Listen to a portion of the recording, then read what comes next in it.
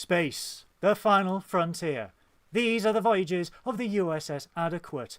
Our ongoing mission, until we are cancelled and replaced by something better, to review every Star Trek episode and movie in existence, to seek out new guests and make them very uncomfortable, to boldly go where every YouTube show has gone before. Well, holy cow, everybody. Good evening, good morning, good afternoon. Welcome to Star Trekking with Nerdy Up North. I am your host, as ever, Captain Goodwill of the USS Adequate, and joining me is my wonderful co-host, Science Officer Synoiz. And this week we are honoured, we are unbelievably lucky to be graced with... Slightly moist. Okay, we are slightly moist to be in the presence of the producer of the Shuttlepod Show, Mark Cartier. Mark, welcome to the show. Hello, thank you for having me. I'm a fan of... He's a fan. I don't know what do you say after an intro like that? It's I'm not used to being the one getting the attention, so that you've made me blush. I think you just need to make it as sort of nonplussed as possible. Like, hiya. Give nothing for anyone to work with. Give absolutely nothing. Just say hello and just remain quiet for the rest of the show. Oh, how are you? How are you today, Mark? I know it's 10:30 in the morning in LA. It's 10:30 in the morning here, which is fine. I'm usually up by 6 or something. But I'm good. We shot an awesome conversation with David Blue from Stargate Universe yesterday, and we're really excited about pulling that together today and tomorrow to make sure that it goes live on Sunday. So, yeah, having fun. I just got the notification about Robert Picardo coming up, and I'm just like, oh. Yeah. He'll be in next week, so anyone who has questions for Robert Picardo, please get them to us, and we're looking forward to that one. You heard it here, guys. If you've got any questions for Robert Picardo, for not this Sunday, the Sunday after, follow the Shuttlepod Show, subscribe on YouTube, join their Patreon, because holy cow, they are possibly the biggest Star Trek podcast in the world, as we like to say in the UK. But Synoiz, how on earth are you? I'm totally fine this week. I've had quite a chill week. I've actually had a chill week. I had to do so much boring adulting on Wednesday. Like, Wednesday is my day when I'm not at work, and I had to get new credit cards. I had to move balances across. I had to apply for a new passport. I had to do all this stuff that I don't want to be doing, but is required to exist. The voyage of adulting. You're just like, oh, damn it. Yes, the voyage of adulting. It sucks. But guys, I have to say though, I haven't subscribed to the Shuttlepod Air Patreon yet, but it's out of all of the Patreons that you could possibly do, this is the one where I'm like, I need to get on this, because you listen to the shows and then it just goes, oh, there's more on our Patreon. I'm like, I do want more. I do want to hear more about this. And it's the best selling technique ever, because usually join our Patreon and you get nothing. You get we'll post you a slap or something, or a croissant, I don't know. But also, yes, sorry, Mark. Oh, I was gonna say, I have to admit, it's amazing how large and energetic the community at large, obviously, but the community that has grown around our show is really exciting, and we're really grateful.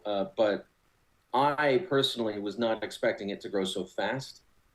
And we were we're completely overwhelmed with the response. This is the mail that we received this week, and we're trying to put responses to everything. We've got stacks of signed headshots for people. Keeping up with communicating with all of our Patreon members, it's a very hard job, and we're trying to figure it out. We're trying to get some more help to do that. So.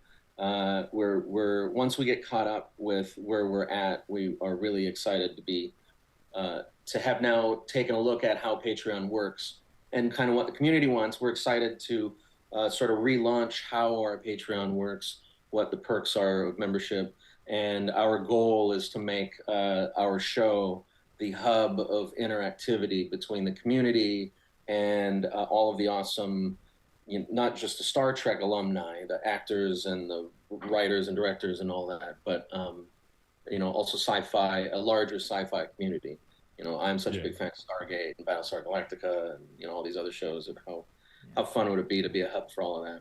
So, but the crazy thing is, like, just before we started this, like, Goodwill was pointing out, like, how the name we've come for this show is like Trekking Up North. And he's like, oh, like Star Trekking Up North. And he's like, that's because that can also encapsulate Battlestar Galactica and all these other things. I'm like, I didn't realize that. You clever bitch, like, wow. we've built in room to expand there. Wow. I called them. Yeah. But I have to say, I love it's so crazy though, the Shuttlepod show, because obviously anyone who hasn't listened, it's the fact of you find out about the actors and the guests, and it's not just about Trek. It's not just about their time. Like, under that, it gets to that, but it's also about their history and stuff. And there's something amazing about learning about the theatrical background of, like, Armin Shimmerman, or, like, how Tim Russ got started and stuff. Or like I didn't know none of our visitors, like mum was a famous dance instructor, and you just like, and that's what fascinates me, because you kind of heard a lot of the typical Trek questions before, Yeah. I mean, all I heard from Mark was, oh, sorry, go on, Mark. Go ahead. All I heard from Mark when he was on about his Patreon was there is a job opening, so I've just been posting my resume and I'm just making sure that's up to date, because I will do that. But no, guys, please like and subscribe to the Shuttlepod Show. Go onto YouTube, subscribe if you are a Trekkie, if you are into sci-fi, if you just love good conversation with genuine people, if you just love sitting with a cup of tea or a martini, as I do every Sunday, and listening to a good conversation, this is the place for you, because I've come to enjoy searching for your inevitable martini comment each Sunday. it has to be. It's a custom. It was tea and biscuits, but then I lost the weight, and I'm like, okay, alcohol, because alcohol makes everything better. But it's a wonderful show. This is why we have got Mark on, because we need to share the love of this show. If everything is in the description below for the Shuttlepod Show, so you can follow it as well. So after you've finished watching us, please go pay them a visit, give them a like, join Patreon, because like I said, holy cow, their Patreon is worth it. As soon as I got a pay rise, I was like, Patreon, straight on, got it done. It's well worth it, guys. However, we are here to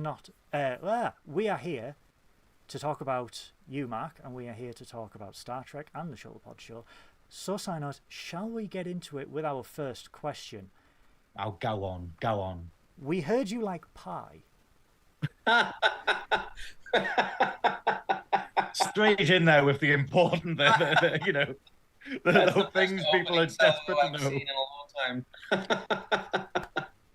Yes, I have to, yeah. An obsession. Yeah, I heard you are quite a dab hand at making pie. There's actually a photo that you put on your Instagram of a pie scrolling along the bottom of the video, because holy cow, we need to. This pie is like, it is absolutely perfect. But do you have your pie recipe? Like, because I actually kind of struggle with pie crust. You basically, I'll tell you right now, item number 1 is love. Don't love it. It's not going to take care of you. You have Is there a vegan alternative? What you want back. to love. Yeah. I told you, Mark. I told you this is all about pie. I only put hate into my meals. I literally... I'm just sitting there just like, what is it? Like, insulting the pancakes as I make them. I'm just like, you little bastards. You're the ugliest pancake batter I've ever seen. Yeah, you disgust me. But see, even the chat recognizes the pie love, because we've got our Nerdy Up North regulars, and we've also got Shuttlepod regulars who are first time chatters. Hello to you all. Good evening, good morning, good afternoon, wherever you are in the world. Hello to Nina, Kelly, Beth, Christopher, Paul, our gracious cult leader, Nanu, we are not worthy. It's so wonderful to see you all there. But again, Mark, pie is life. I love Nina's comment above where just alcohol with stars around it. And I'm just imagining that like the Garak thing. It's just like alcohol. Yeah. That's Nina's fantastic. She works for the show, and we love Nina, so it's fun to see her in the chat. But yeah, so let's get into it, because let's be honest, you have been a lifelong Trekkie. And I think yes. when we were talking the other day, I mean, I think you're pretty much like me, where you were a Trekkie from a very early age. Yes. Like I think I was 8 when the Next Generation launched. Oh my God, I was born. That's the first that I remember it. I remember I grew up in northern Minnesota, and there was no television in our house. We could get a couple of American networks, NBC and ABC, from the antenna. The other channel that we got was out of Winnipeg, Manitoba. It was a Canadian broadcasting channel. And on that one, when the American channels would go to bed at night, the Canadian channel would start playing Star Trek TOS. No way. And I would stay up quietly in the basement and watch Star Trek on this crappy little TV that was green. Like the TV had was dying, so it hued green, and it had this like, not a matrix effect, but it looked terrible. I'm imagining something from like one of the Fallout games, like Yes. that kind of, like the Pip-Boy thing. Please stand by. Fallout. Yes. Hey! Get it. Pie, Fallout, Star Trek. Those are my 3. Yeah, I've got Pip-Boy on the top of one of the bookcases, the bobbly Pip-Boy, because Fallout. Yeah, I discovered Fallout late, but holy cow, when I. So ever since this show has kind of grown an audience, I've been trying to get people who also like Fallout to play Fallout with me. But I can't find anyone. I've been unsuccessful thus far. I don't want to push it too hard, but I really want to. It's really difficult because these old games, you just go like, oh, it can't be that good, and then you play them and you're like, oh, like my first boyfriend loved Fallout, and he loved Baldur's Gate and like Planescape Torment and all those style of games, and obviously I was just like, well, it looks a bit boring kind of thing, and then obviously later on played them and I was like, should have probably listened to this actually. These like narratively like, and the choices you get, like nowadays we have games where they're pretty much like, okay, you are stuck.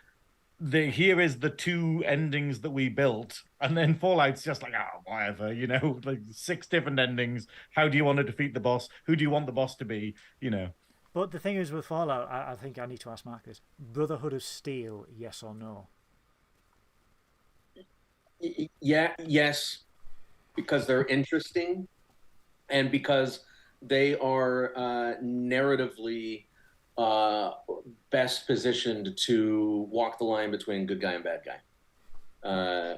You never know if they're going to be good or evil, but they're always motivated by the belief that what they're doing is right, and that is palpable. And that's why I like. That's so goddamn refreshing to hear. So goddamn refreshing, because no one I know likes Brotherhoods of Steel, and I'm like, why? They are the Starfleet of the wasteland. Well, Starfleet Borg, yeah. Yeah. Starfleet Borg, practically the same thing. They are Star Borg. Okay. Yeah. But yeah, I know, because we... The Minutemen in Fallout 4 are the Starfleet of the wasteland. Oh, yes. Yeah, that is a very good shout. So myself and Synoiz, we've both got our questions for you, Mark, so I think I'll let Synoiz take his cue. I don't All of my ones are incredibly stupid. Well, actually, I'm really excited to talk about pie. With that said, to be fair, I want to talk more about pie, because I was telling a friend the other day, like, I used to be in the habit of trying to make new and exciting pies, but with very, very limited culinary knowledge. And one of the worst pies I've ever made in my entire life was a wine pie, where not red wine, not like actually what you would do cooking with. I basically just made a pie crust and then poured white wine into it. And you maniac. It was the most... Or was it a pool of wine? Yeah, like you know, we use words like failure, but it doesn't quite cover this. It's like we need to make a new word for how much of a mistake this was as a concept. When you said you made your food with hate, I thought you were making a joke. That's how Or he commits. I think you know this thing where you know how like you have mad scientists, like that archetype, but then you have like mad scientist who isn't really a scientist, and it's like, okay, that's even worse. It's like, holy cow. That's me in the kitchen. But HelloFresh has told me how to make salad now, though, so that's a start. Oh yeah, they do that. They tell you how to do everything. Yeah. Yeah, that's it. I'm like, oh, I never thought of cooking it. Wow, what a crazy idea. But I know my first question. Now, this is like separate to everything, but it's like it's more just a personal like one. But it's more the idea of obviously you are a producer. You've produced films. You've produced you produced the Shuttlepod Show. But I just want to know a bit more about what that role entails, because it's one of these ones where it does seem to be a bit of a catch-all in the industry of like, oh well, some of them are really involved in the process, and some of them just give money, and some of them just go whatever, and it's that idea of, because I think it's like loads of people sort of blame producers for like films going haywire and stuff like that, and I just kind of want your experience of being in that role and what it typically means. Oh God. Well, first off, a producer, capital P producer in the truest sense of the word, in my opinion, is the CEO of a startup. And because everything, like the CEO of a startup, everything is your responsibility. And no matter how much help you get, no matter how much funding you have, you're still going to be sleeping under your desk, trying to force this thing or will this thing into reality. So a real producer is involved with all parts of it. Now, there are other pieces of producing. There are producers who specialize in physical production, the people who are really good with the spreadsheets and the budget. And this is where the gear is coming from. This is, coordinating all the transportation and all the staff and all that, making sure everyone's getting paid and fed and, have beds and everything. Then there's, finance or oversight, studio level executive types who oversee a slate of projects that a producer is making. And then there's creative producers who develop content ideas. This is an idea that I have for a TV show. Yeah. Here's a writer we should work with. Here's a showrunner we should pitch, and here's some stars, some television stars that we should try to get into it. That's called packaging. But I have always tried to. I like being a producer, the one who works with, concept to completion and delivery, and beyond. A producer owns it. It's the buck stops here. Is it because of the sleeping under the desk part? Is that like the yeah finally home? But one of the things that I love about doing this show is it's such a return to the low budget things that I used to do when I was younger. That we are understaffed, underfunded, and if we don't do it, it doesn't happen. So we've got an amazing editor and cinematographer called Shran for short, who will meet me at 6 o'clock in the morning, 7 o'clock in the morning at a storage unit to load gear into a storage van, into a cargo van, and then haul it. And we'll spend hours just moving gear by ourselves, and we do it because we love what we're doing. On a big movie, you'd have a team of people to do that. It's how we do it. Yeah, it's on a movie. It's in terms of nerding. I don't do the heavy lifting. I just show up and I'm like, oh hello. Yeah, Graeme is the diva. He is the content. Got the velour shirt. He's the velour clad diva of Nerdy Up North. But it's very much with us. That's how because Nerdy Up North was started by Paul 2 years ago because he loves the Goonies, and he just wanted to share his love of the Goonies with a Facebook group, and it went from a Facebook group to a podcast, and it's just blew up from there. And then I wormed my way in, and I was like, I like Star Trek, and here we are now. But it's very much it because I used to work in TV and film, and it's going back to those roots of, yeah, it's just you hauling everything somewhere, doing the editing yourself, doing the production yourself, speaking to people, and it's very. I found it extremely rewarding. I don't know if you feel the same. Yeah, it's like bringing something to life. It's like having a baby. Yeah. And then stand back and be proud of it, or be very disappointed in your baby. Yeah, like, this is a terrible baby. Well, I'm putting it back in. Baby I ever had. Well. Speaking of the Simba-esque baby, let's talk about the Shuttlepod Show. Do you like that segue? Yes. No, that was the weirdest segue. I was just like, what? Shut up. So, I'm trying my best. This is the USS Adequate for a reason. So anyway. No, I love that. I was just like, where does that come from? It's brilliant. But yeah, so how did the Shuttlepod Show come to fruition? The pandemic happened. The 3 films I was working on got canceled, got shut down because of the pandemic, fell apart completely. Yeah. Because of the pandemic. And I was not enjoying my job at the time. I was running a company for a European-based fund here in LA. It was in a movie company, acquire, produce, and distribute movies, but it was not fun. And it was during the pandemic, so I was alone on the 6th floor of this building, like just of empty desks. Yeah. And I'm friends with Connor Trenier, and I came to Los Angeles because of Star Trek. My dream was to work on a Star Trek show, and that's why when the first job offer I got out of college was from an executive at Paramount called Kerry McCluggage, who was that chairman of Paramount Television. And he, created UPN and was the boss at the time. Star Trek Enterprise had just launched or was launching. Yeah. That's crazy. And that's why I worked at Paramount, because I wanted an in. So anyway, Connor and I were playing pool because he's obsessed. If anyone doesn't know this, Connor Trenier is obsessed with pool. He loves it. And he's a pool playing purist. He has like an original copy of the original instruction manual written by the famous pool guy or whoever. He'll tell the story. Mr. Pool. Mr. Pool. Mr. Pool. That's it. Mr. P. Ool. Yeah, so to pass time, Connor and I would have pool tournaments and share a whiskey or two. Or I think 3. that's really good because it's a very social game. Like I find that when you play pool, you're chatting while you're doing it. Yeah. It's one of those games where Trying you to can distract the other player. Yeah. Climbing up on the table. Yeah.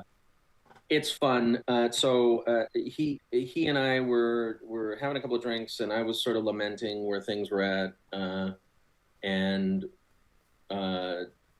we started talking about. He had mentioned something about running into Garrett Wang at some Star Trek convention and talking about their show, the Delta Flyers. Yeah. And I was like, read my fucking mind. Yeah.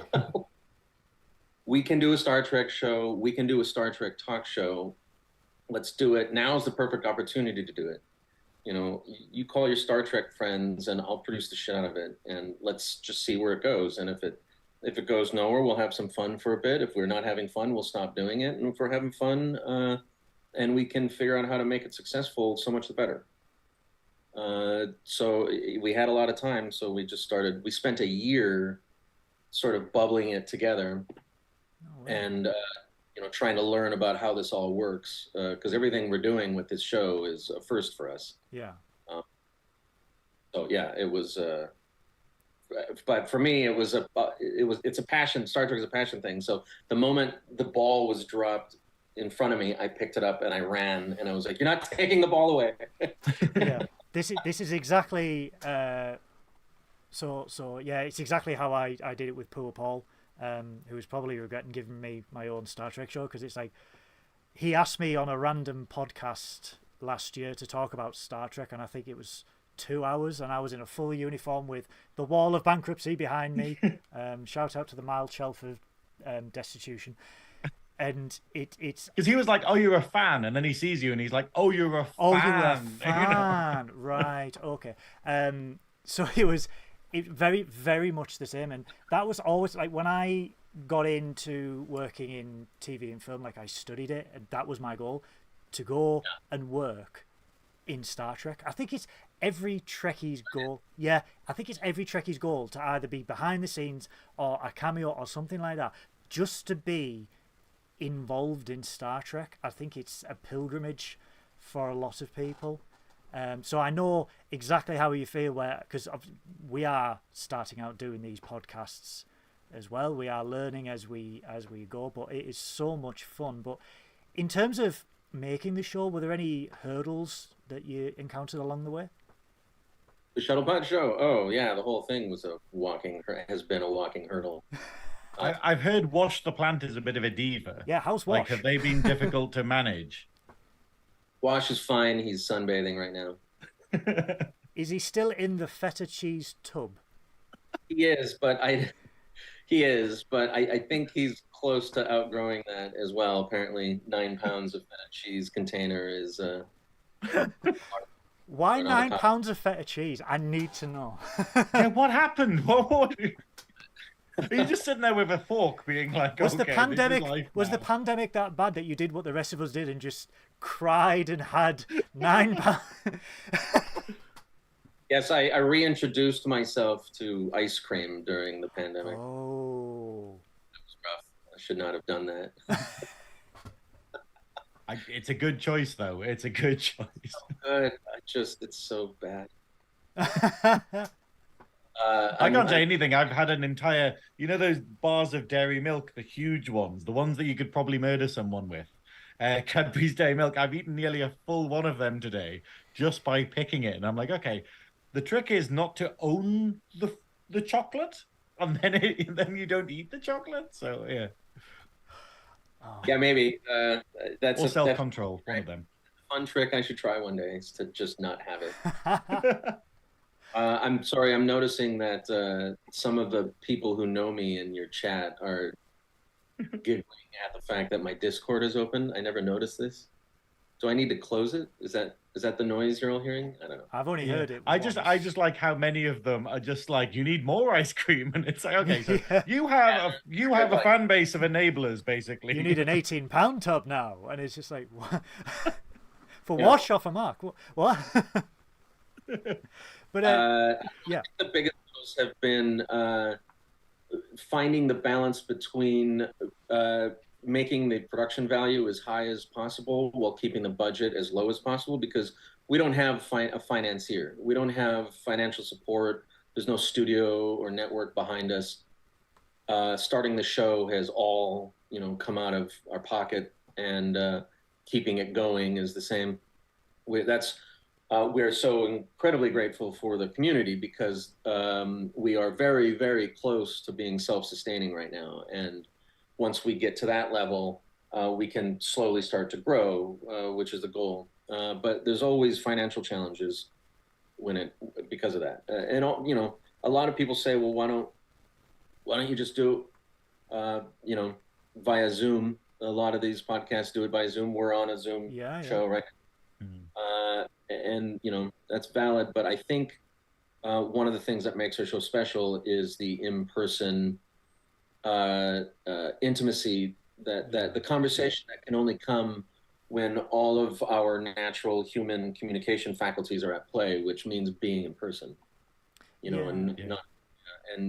because then you can finish each other's sentences, and you can touch each other, and so much of how we communicate is not by what we are barfing out of our mouth. Plus, it's also the quality of equipment. So the other show I do, which is the Girl podcast, we do that over Discord, but everyone has different mics. So it's basically this whole thing of just being like, oh, so everyone sounds a little bit different because the room's slightly different, or the mic quality's a bit different. So having you all there in the same room, you're like, okay, this is going to sound brilliant. And obviously it does, But Shran's cinematography as well, because it's absolutely top notch. The way it's framed, the lighting, it's absolutely But it's what comes across to me. It's the natural banter between Dom, Connor, Erica, yourself, and the guest.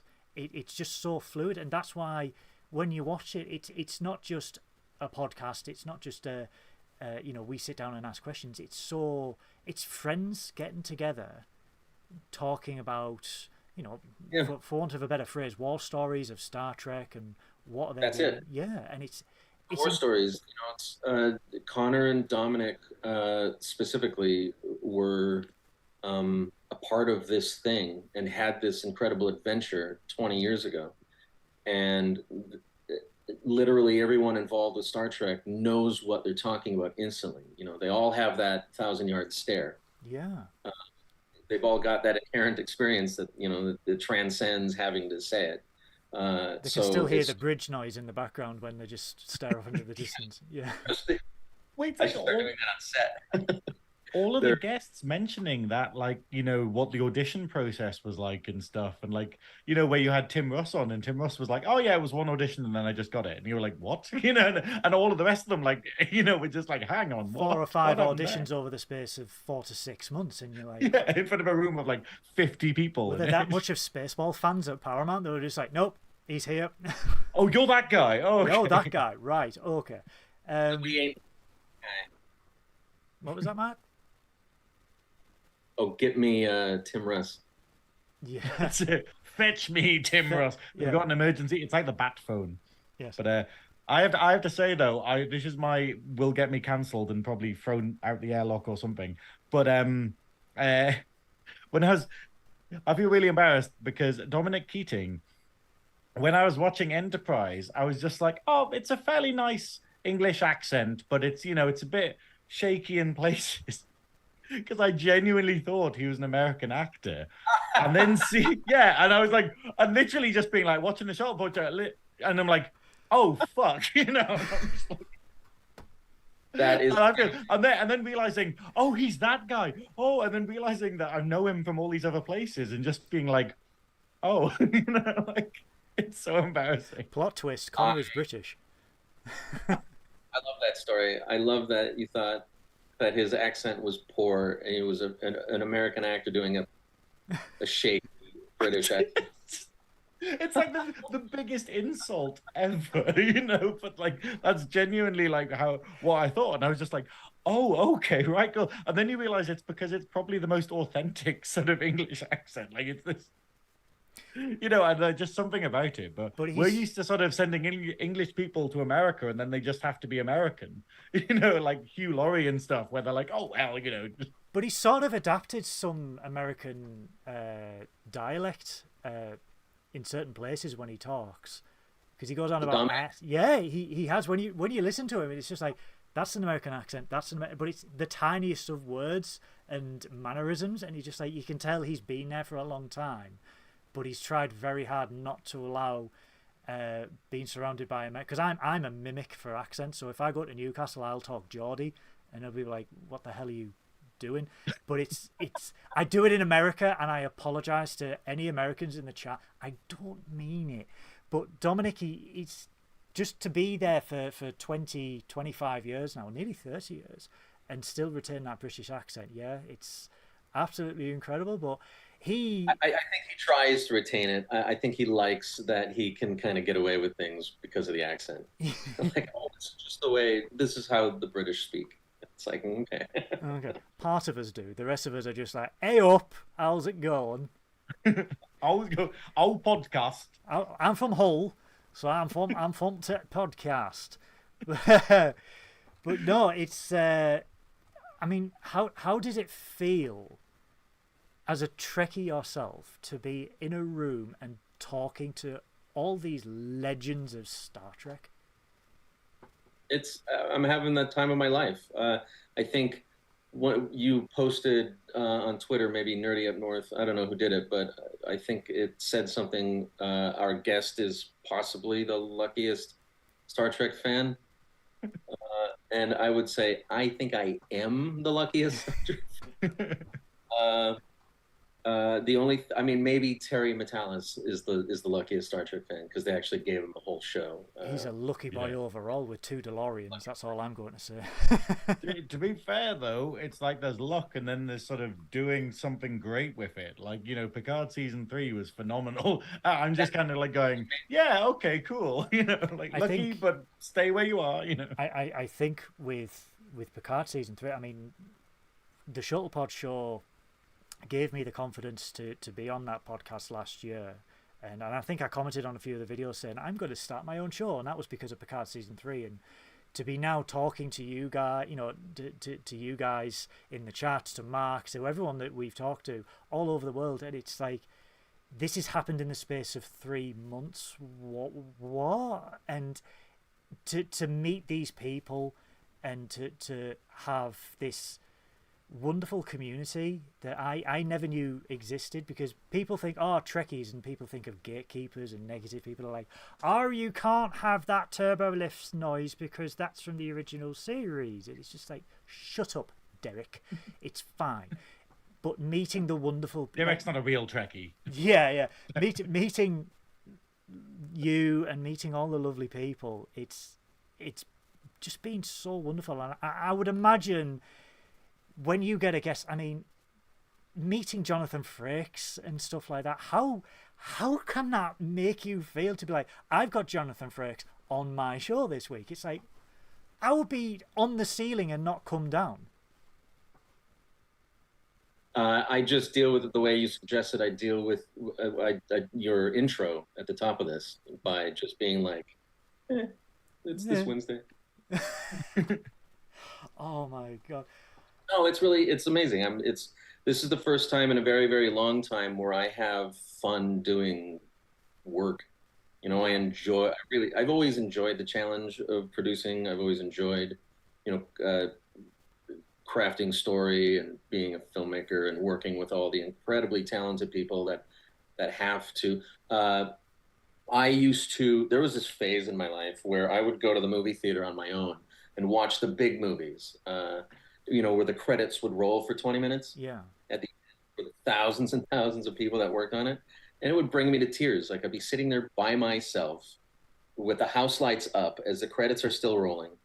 The guys at the side being like, we kind of want to tidy. Could you leave? You know? Yeah, please. We have to clean up your mess now. I'm the guy who just throws all my trash all over the place. I'm making jobs for you. Yeah, I'm the reason you have a job. I pay yours.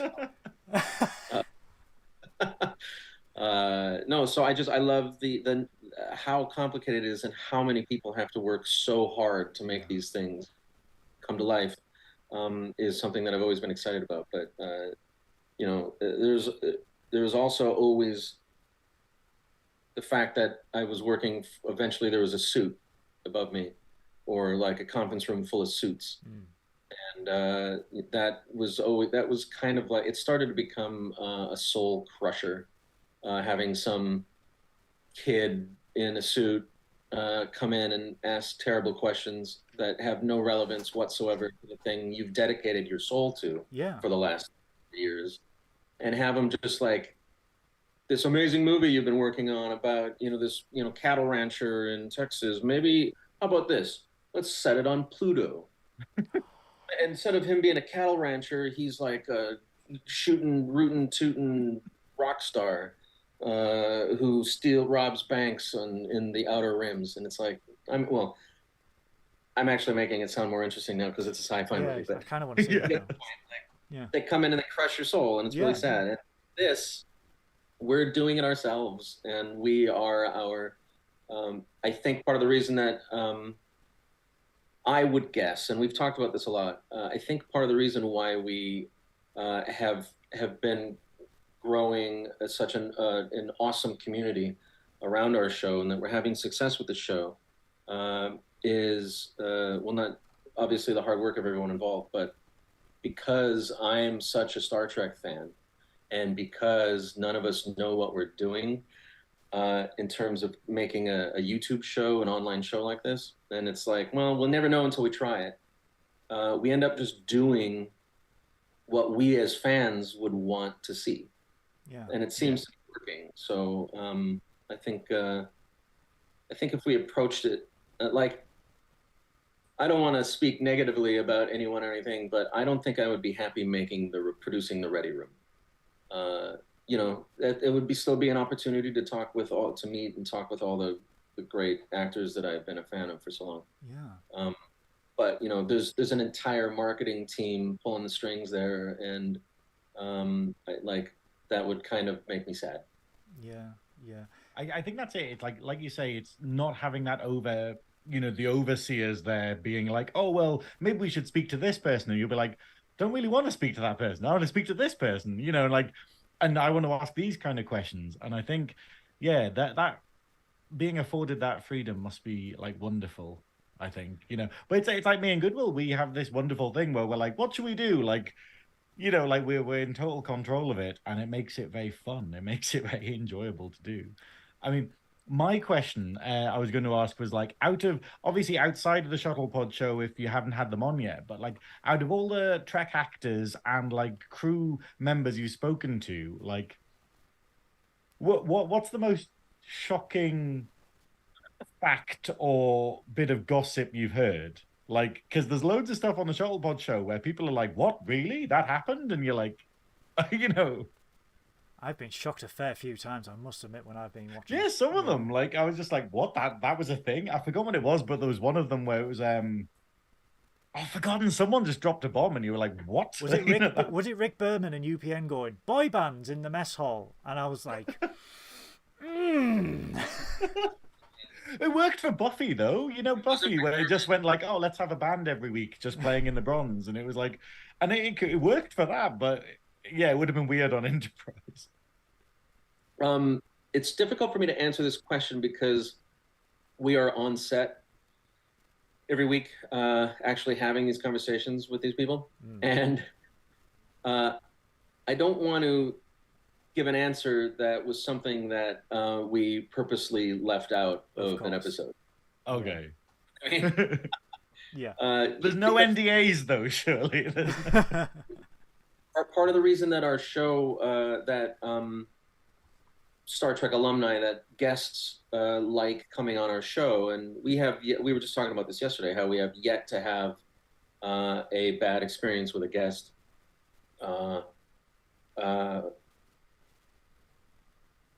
I think that the fact that they can trust us with revealing themselves, and trust us that we won't let them misspeak or go too far, or make them look bad. We're not looking to get a scoop. We're genuinely interested in hearing their story and learning about them in a way that you don't necessarily get to learn about them at a convention or in a standard interview, because all of it's usually, here's the 20 Star Trek questions you get every single time you appear. Yeah. And then maybe like a couple of relevant questions for the thing you're publicizing now. Yeah. So to give them an opportunity to just talk about their life and what inspired them and who inspired them, and how they found their way into Star Trek, and what they're doing now, and it's wonderful. I mean, Graeme has mentioned Armin Shimmerman's interview. That guy I could listen to all the live long day, because just to hear about his, and this is why I love the Shuttlepod show in particular, because it's not just about Star Trek. Yes, you get to Star Trek, yes, we talk about Star Trek, but it's about their life, their experiences. I mean, Andrew Robinson, holy shit. Oh my God. What a life that gentleman had.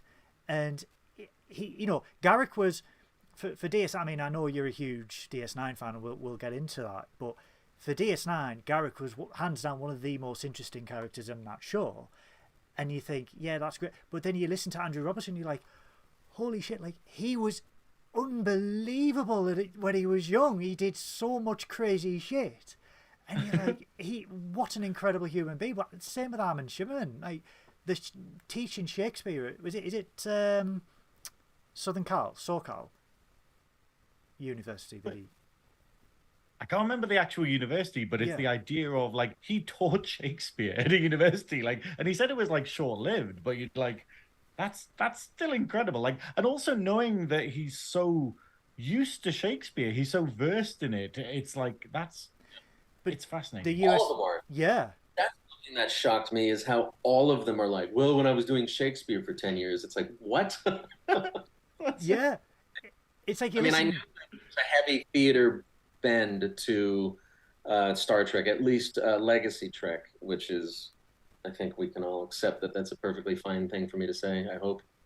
I don't want to step in any of it with any Star Trek fans, but you know, the original series through Enterprise and all those shows, they really had a theater bend to them, and it was like plays in space. I think some of the new Trek is more adventures in space, which is great. I love all the. I love. There's no Star Trek that I don't love, and Thank you. sad when people have negativity around that. I'm watching some of it go on in your chat right now. Yeah, Nina's So, just said that toxic fans can go touch some grass and then come back when they've calmed down. I absolutely agree, Nina. take a walk. Yeah, take a walk. Take a walk. All You'll be Star right. This is the Trek. thing. It's like you're saying. I'm more a fan of Legacy Trek, but it's this idea of, but there's something wonderful about so many new people being brought into Trek and discovering Trek through the modern stuff, like through Discovery and whatnot, and being like, this is what I want, Yeah. rather than being like, oh, you have to love this and then hate that, or vice versa. It's rubbish. It's that idea of, yeah, Well, and each generation if you has don't like its own- Discovery, don't watch it. Yeah, each generation has their own identity. They move culture one way or another a little bit and make it their own. Yeah. You know, and I think Star Trek spoke to me at a time in my life, and I'm grateful for the Star Trek that brought me into it. But it doesn't mean that I'm angry that they're making more. I'm yeah. Star Trek is love. Star Trek is life, and without, because people hate on Discovery quite a lot, and yes, we Come on, Discovery's Yeah. great. but without Discovery, you wouldn't have Strange New Worlds, Lower Decks, Picard. Yeah. And let's not forget, these people who make this, they are possibly even more hardcore fans than you or I. You look at Terry Matalis, you look at the showrunners for Star Trek Prodigy, these guys, Mike McCann from Lower Decks, they know the source material, and it shines through. Yeah. Lower Decks shocked me when I sat down to watch it. When I turned it on one night, I thought I would turn it on, see how I liked it, and go to sleep and work the next day.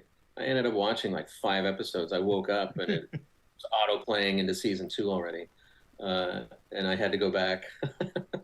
And it's done so much from like a fan's perspective. Yeah.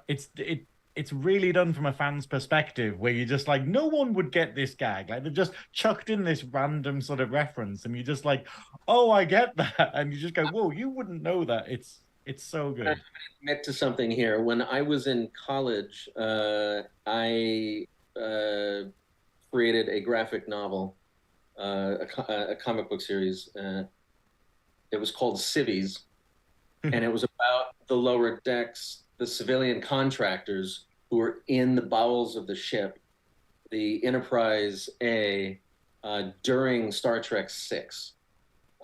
So they leave space dock to go escort the Klingon Chancellor back to Earth for peace talks, and then Star Trek 6 happens. That's the whole series of comic books. And I've held it very near and dear for a very long time, and I was like, this is the Star Trek show that I'm going to pitch when I get a chance. And then Lower Decks came out, and I was like, shit! McCann! Yeah.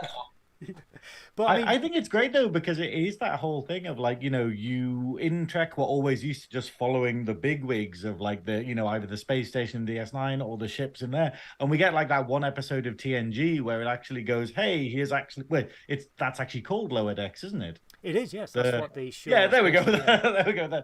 But Lower it's Decks episode of Voyager as well. Yeah. It's yeah, no.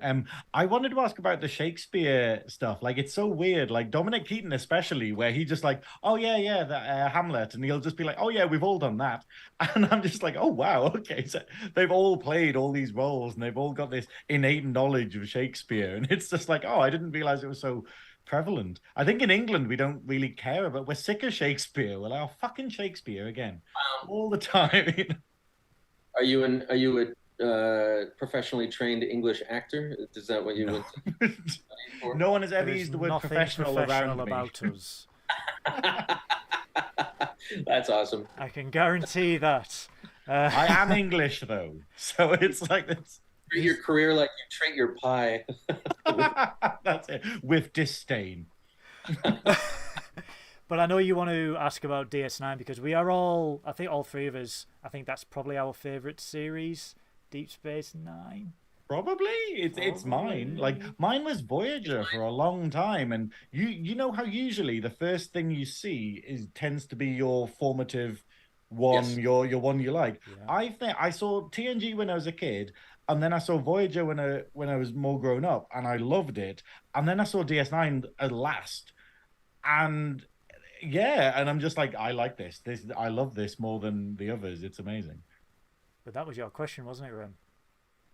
Yeah, I know. I was just going to ask, like, sort of, what is it like? How do you? I was going to ask, like, how you felt about DS9 finally getting the attention it deserves now through streaming and stuff. Because when you had Nana Visitor on, and she was basically talking about how it was like the bastard stepchild, like of Trek, and they were like, oh God, let's get Voyager out, How do you feel about it?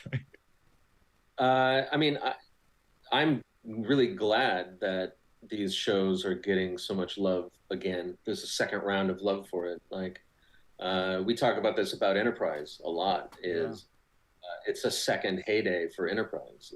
In fact, Star Trek Enterprise is very likely considerably more popular now than it ever was when it came out. And I don't think it wasn't the show's fault. It wasn't the cast. It was the upheaval of the American television model, the business models that profit the production of television, and it was the legacy powers, the major studios not wanting to let go of the model that has been tried and true for creating revenue, and instead of embracing how the future could go. And in the United States, at least, we talk about this a lot on the Shuttlepod Show. Enterprise was not on the TV when it was scheduled to be on the TV, because local affiliates could put on a local football game, or That was there were other. crazy. So when people were watching Enterprise, if they didn't have a DVR, and even if they did, because they still wouldn't be able to record it, there were entire swaths of episodes that they would never see until DVDs were released. I dare say with Star Trek Enterprise particularly, it had more popularity in the UK than it did in America because of the mess that UPN was, and the fact it wasn't aired in some. I mean, I think, correct me if I'm wrong, that where Scott Bakula is from, they couldn't even watch it because it was bumped for baseball games, and it was just knocked about left, right, and centre.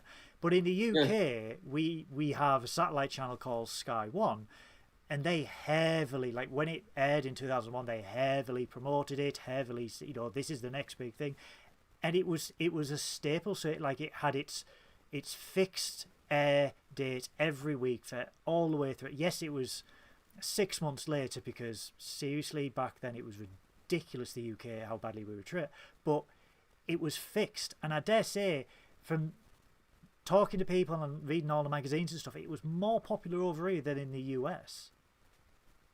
I know it was very There's popular. only 4 people in England. There's only me, you, and like sort of one crazy old grandma, and then some kind of sentient dog. Yeah. So it's not quite as good as being a success in America. That's funny. It makes me sad, but that's the way it goes. I think what you're asking about DS9, I'm really grateful that it's finally getting the love that it deserves, because it was it was a little different, and it was a little different because we were a little different, and we wanted to like it's the bubble. Gene Roddenberry's vision, which is the thing that so many people talk about, and I agree with. In the future, there will be no hunger or hate or bigotry or whatever, and it's like, all right, well, in our bubble, sure, but as we grow, the bubble gets larger, and there's the frontier to that bubble. What is it like on the frontier? How do we're going to continue to run it if there is in the Star Trek world, as the vision, the dream, or the Federation and everything that it stands for. If it's going to change the galaxy, you have to continue to encounter new species and new civilizations who may not see eye to eye with you, and address that. And I don't think that makes it darker. I think it reminds us of the struggle that we currently have to be better people and to be a better civilization. It was very ahead of its time. Relevant. I think it's really important, and I think that's also why I like Star Trek. That aspiration, the aspirational story of becoming better people. Yeah, absolutely. Yeah. It was very ahead of its time, and I think now more than ever I think it's perfect for it to make a comeback in some form. I think we need to revisit DS9. DS9 2. DS9 2. DS10. DS9 2.0. They just replaced it. They knocked it down and built a new one. But 9. I think it's that thing though, and it's great that you got stuff like Lower Decks, where basically they did a DS9 episode, and they had like Nana and they had Arminsham and like sort of as guest voices on it and stuff. But it's like there's so much that you can do with it. Like actually, can I ask a question, Goodwill? I know you can ask as many as you like. I've been like monopolising all the questions and stuff, and I've been like, "Oh, Mark, just listen to me. I want to talk to you about Trek stuff." His meds are falling off. Someone get the hype up. The meds are falling off. The meds are basically coffee. But I wanted to ask, like, I've got so many random questions. But what was I going to say? Actually, no. I was gonna ask, like, if you touched on it earlier, but obviously we've already kind of had that. But if you could create a spin-off show to elaborate on any character or event in Star Trek, what would it be? Holy shit! Well, you know how DS9 is literally just a throwaway line from like TNG, where it's like, oh yeah, the Cardassians, oh, they subjugated this planet called Bajor or something like that, and then you're like, oh well, that spiraled out of into a different plot, really. But we asked the tough questions here. That's a really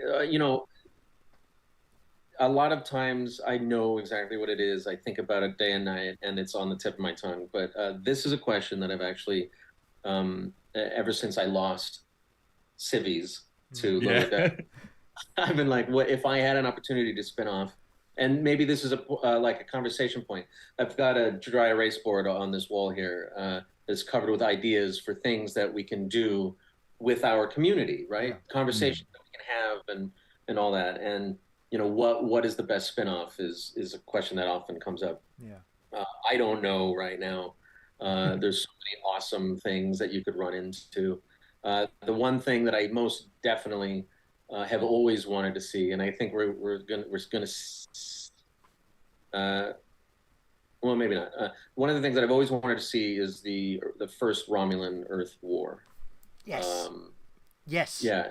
Enterprise was making its way to it, and then they had to like leapfrog it to end the show, which was sad. But that's what I wanted to see. Yeah, I asked Brandon Braga the very same question at my very first Star Trek convention, and I was like, "Hi," I mean, I was fine. I wasn't nervous at all.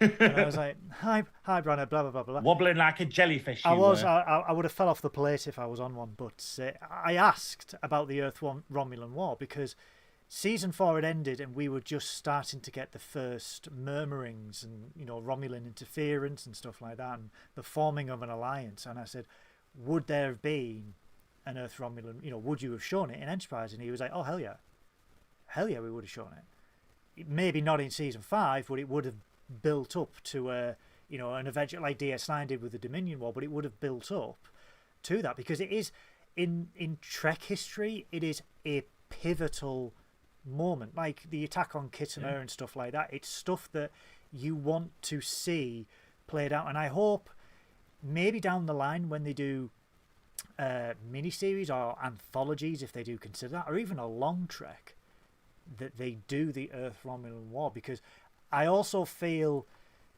and I don't know how they do it, but I also feel it would be a good time to bring back the crew of Enterprise in some shape or form.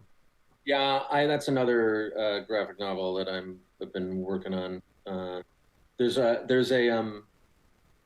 second spin-off that has always been at the top of my list as well, which was that great Yesterday Enterprise, the great Next Generation episode. The B comes through and goes back and saves. Yeah. By the story leading up to that, I think would be amazing. That's incredible. Absolutely, I can't believe we need to read these graphic novels. I want to read civvies. I just want to see what Lower Decks were like in the age of the Enterprise A, where there was just not. I mean, I know there's bunk beggars in Lower Decks, but the crew of the Enterprise A and the Excelsior always had a rough time. I mean, you look at flashbacks and they were sleeping in their uniforms, for God's sakes. These dudes didn't even have pajamas. Is that episode that we were the Voyager one? And I had the issue, and I was like, well, first of all, Dimitri dies and then comes back, but we don't talk about death in Star Trek. And then they're sleeping in the monster maroons. How harsh was it back in Starfleet where they didn't even provide field pajamas for people? No, you were talking about this earlier in terms of the cosplay when we had Sean Ferrick on. If you had a monster maroon, you wouldn't take it off either. So.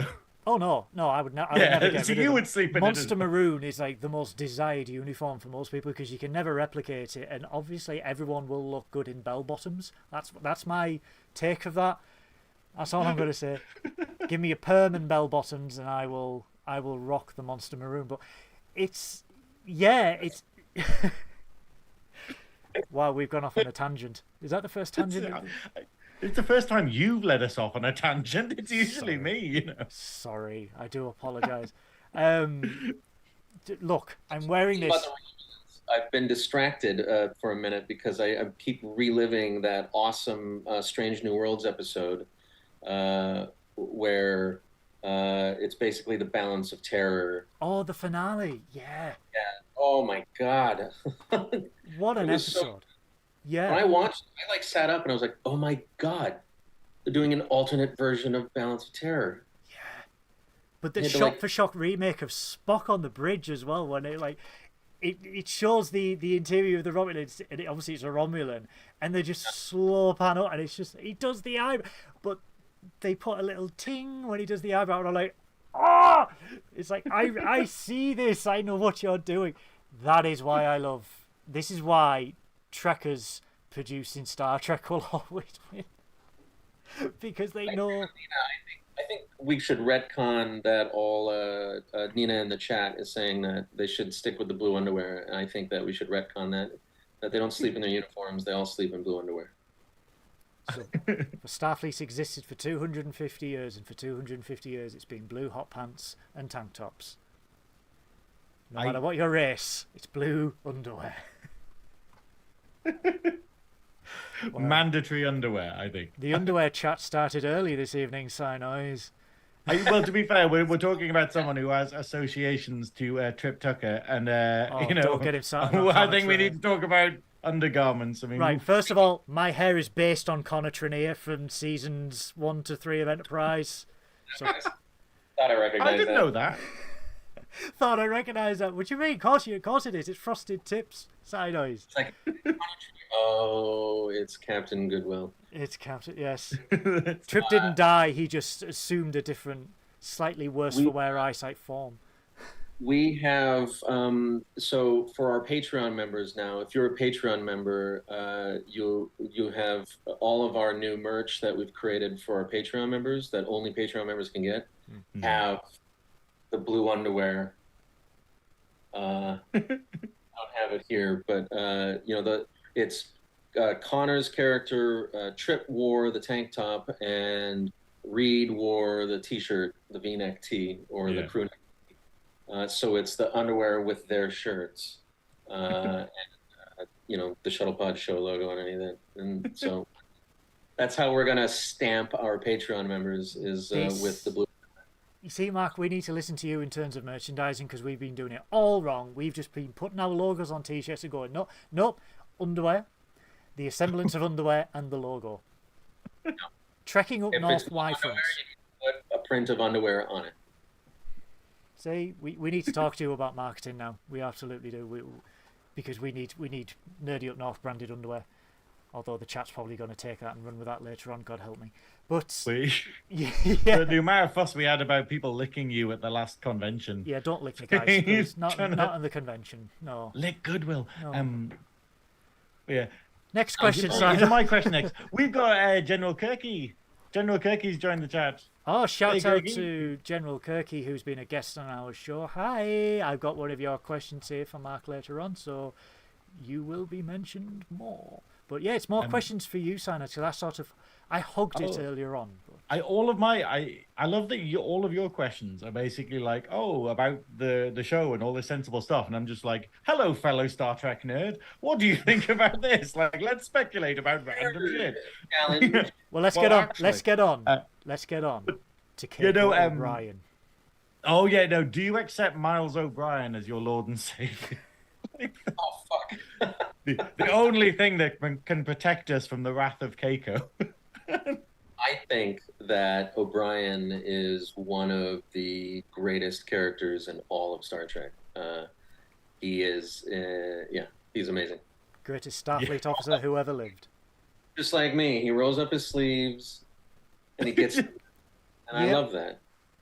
I just love the fact of like where it kind of basically just goes, he rewired an entire ship, like with an engineering team, but he's just going to rewired all of DS9, and you're like going, and that's just like a throwaway line, and you're like, hang on, that's a ludicrous amount of work. But then he's mysteriously missing from Picard when he could have got this done in 3 days. Keiko. But yeah, that's it. He was busy fighting Keiko in... No, we're not going to go into this because none of your fans are going to understand any of this nonsense. Fighting Keiko, he's growing as a man because of his relationship with the wonderful woman and character that Keiko is. And also the greatest villain in Star Trek history. Men grow through pain, right? So I love it just that this in-joke has escalated so far about sort of Keiko being like one of the villains of TS. Look, when Terry Metalis gets wind of this and Paramount give him Legacy and we don't see Keiko O'Brien emerging from the smoke as the greatest villain in Star Trek history, I will be pissed. So War Dogheim, you are 100% correct. I think these guys would be fun to take ice fishing. Is that a euphemism for drowning us? It's just like, no. Is that like the Canadian version of sort of like concrete shoes? I mean, if you sort of enjoy the idea of potential violence, I suppose we could tell you that we might kill you at some point. I'd love to pay a visit to Minnesota. It's just chatting and enjoyment. Yeah. I'd love to pay a visit to Minnesota as an MST3K fan, as a huge one. That'll be another pilgrimage that I'll be making. So I'd be just like, Hopkins. Ice fishing? No, Hopkins. And just making my way there as well. Yeah. What are we with? Yeah. Ice fishing. Adam Bailey's right, though. Let's not forget O'Brien is a union man. He's a union man. Oh, yes. And he's a union man. Oh, or the writer's strike. Yeah, support the writer's strike, everybody. Give them what they deserve. More than anything, give them what they deserve. It's scary. People think that when you work in Hollywood, you're just rolling in money. And, there is a perception of that because of what we put forward, what the industry puts forward, what it is, But writers have been smashed down. There's a funny thing happened. We talk about this a lot. When I first started in this town, studios and networks were run by producers, people who had experience making film and television for their entire lives. Yeah. At some point between 2000 and 2010, all of them started dropping off, and the new executives, the new heads and presidents of these studios and networks started to become lawyers or MBAs. Yeah. People who were, concerned with the minutia of running a business rather than the minutia of telling a good story. And, it's proliferated significantly with tech companies now becoming content creators. They've created these platforms that allow people to watch content, and it's cheaper for them or easier for them or whatever to create their own content rather than license content, have to negotiate content with content creators like studios and networks. Yeah. So they started applying business models from other industries to our business, which I don't think, I understand that business has to be profitable and function, but it doesn't necessarily apply one for one to the business of storytelling. And these writers are working their asses off, and still they have to have roommates.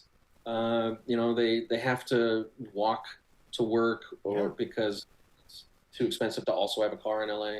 Yeah. And they're creating some of the best television that any of us have ever seen. We're sort of in a golden age of entertainment, and to minimize their hours, minimize their pay, and to replace them with AI is sickening. And it will come back to bite us. We will have terrible content for a while. All of the good content creators will go off somewhere else and create their own stuff. Yeah. Might not ever come back.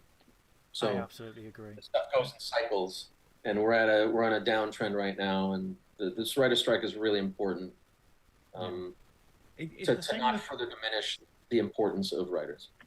It's the same with like so many industries. Like, I don't know if you know, but in England, everything is on strike. Like, everything is falling apart in terms of like the rail workers on strike, the post office, like the Royal Mail workers, they're all on strike. The nurses are on strike. And obviously that people will lose their lives simply because the powers that be have not actioned anything for so long that it's got to the point of nurses striking. And it means that you get people in industry who are essential to that industry being like, oh, I'll go off and do something else because there's another job that's more profitable so I can pay my bills rather than what is essential. And like you say, there's no TV, there's no good content without writers. And, it's but like you said, Mark, we are living in the golden age of television.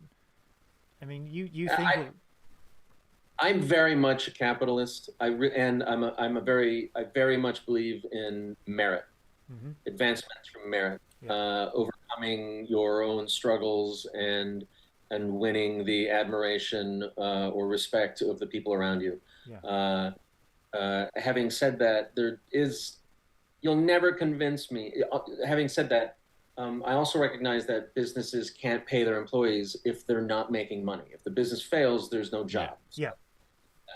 Having said that, when you're an executive making millions of dollars and gobbling up shares, and the company is churning billions and billions in profits, you have to pay the people on whose shoulders you're standing. That's just you. If you don't take care of the people who take care of you, don't bite the hand that feeds you. And we've sort of inverted that recently, and that'll never make sense to me. But as you said, look at look. Kelly and Alan in the chat pointing out teachers as well. Teachers are striking in the UK, and that's very much the same thing, because it's like you're saying about merit. It's like going, that is something where it's going, nobody can just step in and do that role. It's the idea of, you have to be talented to do it, and we should reward people who can do it. Yeah, I mean, the landscape of the industry has changed over the last 13 years with the emergence of streaming services, more streaming services. The last writers' strike pre-2010, we didn't have that, and now we are going through a golden age. We're going through a golden age, and these people, you won't get these people anymore. These people that have brought you this golden age will go and do something else. They will find, because at the end of the day, everyone wants a roof over their head. They want to be fed. They need to survive. And if you are not going to pay them, they will go, I will go somewhere else where I am recognised and where I am paid. And Adam Bailey said, are all network execs Ferengis? A lot of them are. Yeah. Hold on. Are we talking fleshed out DS9 Ferengis, or are we talking beginning of TNG Ferengis? Oh, beginning of TNG with tails Ferengis, and whips. with whips and. Oh my word! Oh, we won't get into that one, but yeah, moving on. It just got Ferengi kinky. Ferengi. So. Ooh, mocks for all. Oh my. So. Oh, I can't even do it. Getting back to the Shuttlepod Show. What is next for you guys? Oh, that's a really good question. We've been doing a lot of experimenting behind the scenes, and we're trying to build out our calendar through the rest of the year. We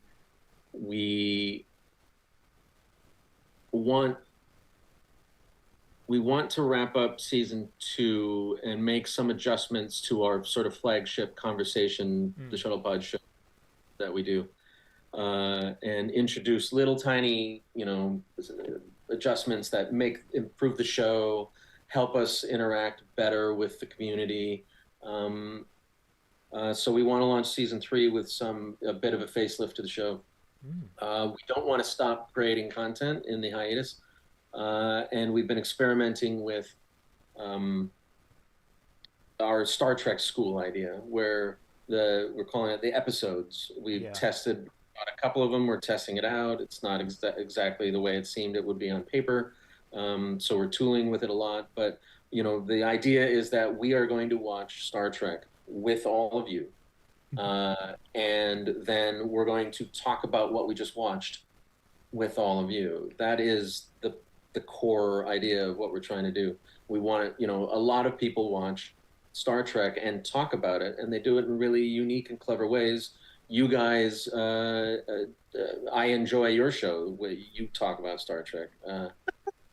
I wouldn't be popping into your chats. What is it called? What are the kids saying? Sliding into your DMs. Sliding into the DMs. Wow. I do love how just irreverent all of our episodes about that are. I'll just go on a random rant about know who from Voyager, but it's educating. It's educating the more casual people, the more casual fans. Oh, they're referencing this. Yes, because in season 3, episode 1 of Voyager, they had this sound effect, and that's why it carries on to this. Do you get why I don't have a life?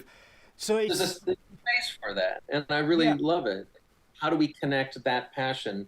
All these groups of people whose passion for Star Trek fits a different niche, and how do we bring everyone into a conversation that is a little more broad, that answers a lot of these niche questions, and gives access to the community the community access to Star Trek. Yeah. So when we have Connor and Dominic and Erica and myself talking about an episode, how it worked, why it worked, what did you think, why, play some games that sort of whittle out conversation and nuance, and then bring in other people and have a special guest who's relevant to that episode. Bring in Annig for the Chekhov episodes, bring in Jonathan Frakes for the pilot of The Next Generation, that kind of stuff. We want to try to this in a way that's unique and doesn't step on the toes of some of the other people who are doing this kind of thing really very well, like the Delta Flyers, like you guys. We're not doing it very well. We're not doing it very well. Okay. Yeah, maybe that's why I like it so much. Because you're like, I'm just riding passion, man. There is budget, and then there is budget, and we are the latter. In terms of, because obviously you're watching these shows, in terms of Erica, was she new to Star Trek? Is she learning along the way? Yeah, and she's coming to enjoy it. There are some nights where it's like, can we watch something not Star Trek? And it's like, no, no. Do I want to? Das ist verboten. But I was saying before we started, actually streaming, how refreshing it is, because you can tell that she's not a massive nerd like the rest of us in terms of Star Trek. She's not a nerd. but that passion where, the fact that she's learning all this stuff, that and just how she I don't know how she responds to the conversation is really fascinating. And also when it has like certain names and stuff, and she's just like, I have no idea how you say that. And all of us are just like, you know? That's part of the fun. Yeah, Yeah. that's it. It's Tomalak. There are some trolls who are like, oh my God, how can you not say the name right? And it's like, I can't say the name right. Oh. And I've seen that episode 400 times. Like, I don't even think the characters in the episode all say it right all the time. Like, that's really fun when you get stuff like that, and you're like, you're on the same set and you're saying the word differently. But I loved how some of the like people you get on, they were on the show and they're just like, I've totally forgotten that main bit that a fan would know. Like I think in the game, like Armin Shimmerman not remembering that it's called, what's it, Terek Nor. Yeah. Is it Empak Nor is the other one? That's the broken down one that they go and Nor is the one that's from. on the side. And then Terek Nor is what DS9 was. Because, you know, in the age of the 90s, when you've got one DS9 filming model, how can we make it different? Turn the lights off and turn it 45 degrees. That is the best and cheapest way to do that. The Constellation from the original series, how can we make it different? Slap a sticker and put a lighter on it. Done. That's how you do it. But you can sort of appreciate, because let's not forget these actors. This was 30 years ago, and they've done so much more since then. I don't know what I did last Tuesday. How can they remember something from 30 years ago? Yeah, that's 100% correct. And you know, but one of the reasons, and so one of the reasons we're doing the show is because of that. Like, how you guys were on the show, how do you not know everything about it? And it's like, well, it was a job. Yeah. And it was hard work. I'm not saying it was a job so they didn't care. I'm saying it's hard work to learn your lines and to shoot it out of sequence. Like you don't shoot in order of the episode. You break up the scenes and you shoot it all over the place. Sometimes you're shooting one episode over the course of a month. You shot what you're shooting now gets cut into what you shot 3 weeks ago. And it's a lot. And to shoot 20, whatever it is, 6 episodes of television back then, you're shooting an episode a week. You're not sleeping for months. So, you know, you're not seeing your family. It is really, really hard to do anything other than survive when you're on an actor on a major show like that. I mean, the 90s was... Especially when, by the sounds of it, they didn't get much time to learn their lines. Like, you know, like they were saying on Enterprise, where it was you got the script on the morning, and it's like, you get the scene out, but it's not going to sink in. It's like, you know... Yeah. But that was, I mean, the 90s was... Being an actor in the 90s, you know, doing 18-hour days, 5 days a week. I mean... Well, like... So the thing, to get to the point here before people, I noticed Mark, you're calling him out. It's like I'm not. The point is, they do know how important and special what they are a part of is. How important Star Trek is, and how special it is, and how it's changed the lives of so many millions of people around this planet. And that's why not only just watching Star Trek at home is important, but watching Star Trek with members of the community and learning what they think, what they love about that episode and why, what fans love about Star Trek in general and why, and then being able to participate. You know, Erica and Connor and Dominic saying, well, I love this part about that episode and that's why. And we all get to know each other through that process. And you know, not only will they learn a lot more about Star Trek in their own way, but you guys will all learn more about Star Trek because we're introducing each other to new perspectives and, you know, things we hadn't noticed or hadn't really pieced together.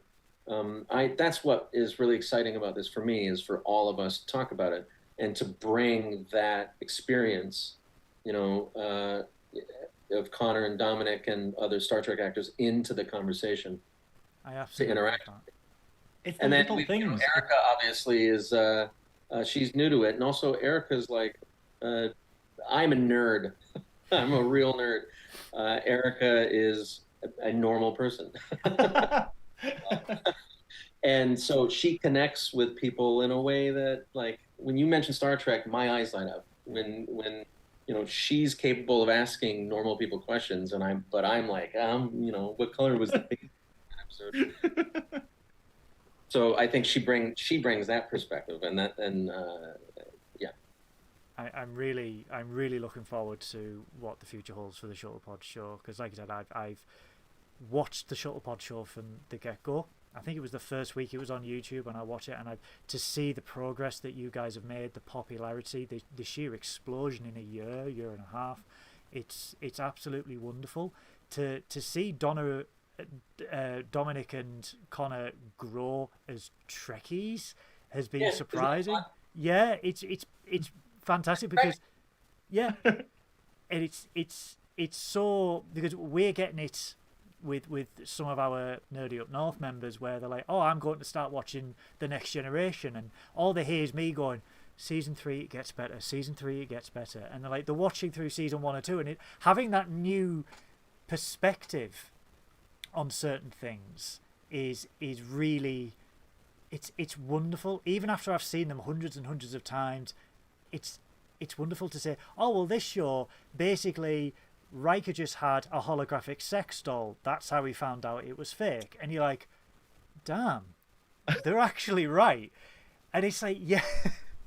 Sorry, Synoiz. I mean, I have to say though, it's like we have a wonderful community, and all these Star Trek communities are absolutely amazing. Like when we had Sean Ferrick on, it's the fact of just like we're all amazed by the love that there is in the Trek community and how different communities help each other out. Like you're telling me on Twitter, Goodwill, like sort of how reciprocal and how lovely it can be between all these different like people. Yeah. But like we've got people like Beth in the chat talking about Serial again and just being like, and she has no idea about Trek whatsoever, but she still tunes in every week. And we might as well just be like just talking about anything, and Beth will just be like, I'm invested. It's so weird that, and then like you're saying, we've got wonderful people who are like rewatching Trek, and they're like, oh well, I never gave it a chance, but I'll start it so I can be in on the conversation. And that's exciting. I mean, when we announced David Blue coming on, the number of people who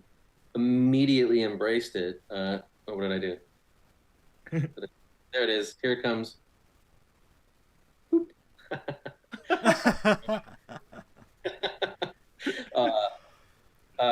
So many people were saying, I love Stargate. I love SGU, or it's been on my list to watch. Now I have to start watching it today, and it's like that's really exciting. Like it is, and I think that I want to be a part of the conversation. That's it's people that I enjoy being a part of the conversation with. And I will keep banging this drum, guys. Watch Battlestar Galactica, the reimagined series, because there will be a series, and by God, you are going to listen to it all.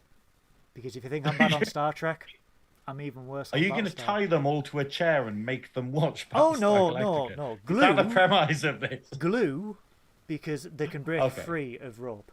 But Synoiz, we have got some. Captain's orders. We have got some fan questions for Mark, haven't we? Would you like to read the first one? I've just seen Alan M's comment of must be amazing to spit crazy Star Trek theories with me, and I'm like, don't go here, because all I do is come up with crazy nonsense. I mean, one of my questions for you, Mark, was going to be like, what is it?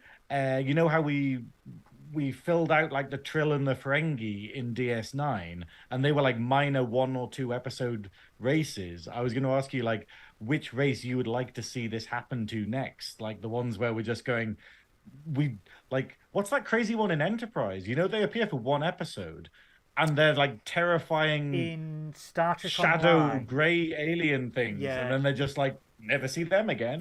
In Star Trek Online, they were fleshed out as the Alachi, who were a species that originated from the mycelial. That sounds like a seasoning. They originated from the mycelial network, which ties into Discovery.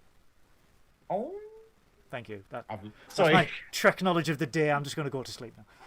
Sorry, Mark. That was my question before we get into the sexy fan questions. Oh, thank you for donating, Nina. That's wonderful. Thank you so much. So nice, Nina. Thank you. So the first fan question is from the lovely Nancy Congdon. Mark, how are your herbs doing? Oh, Nancy's the best. Our herbs are doing very well right now. I have a standing herb garden outside of my kitchen, and I found the right spot for it because not all herbs need the same light. She also has a follow-up question. Mark, do you ever sleep? Yeah. only under my desk. The way of the producer. Yeah. No, I slept last night because I didn't want to look like I was a mess on your show today. So. Oh, I don't know why. Oh, that's so sweet. He's the most well-rested of us all. I combed my hair. I combed my hair, yeah. I even took a shower. Oh my god. Oh, no, this is far too fancy for us. Yeah. I just ironed my uniform. I sleep sometimes. I've always been a bad sleeper. When it's hard to fall asleep, and when I finally do manage to turn off my brain and actually fall asleep, the moment I wake up, I'm up, and it's frustrating. Yeah. I very much have that where basically once you wake up, you're like, that's it, the best start the day, you know. Yeah, I'm just hoping my body knows what it needs, and I'm not sort of cutting it all short. Synoiz, do you want to read the next two? Yeah, well, you've put these in the, let's mix this up, okay? Yeah. Basically, we've got a question from Aline Berreneau. That's a lovely name. Berreneau? It's lovely. Berreneau? Yeah. It's a lovely name. Mark, pineapple on pizza, yes or no? No. No? Oh, that Very was... firm.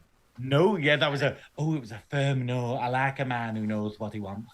I will say I had a volcano pizza once, and I enjoyed it in a surprising way, and it was really delicious.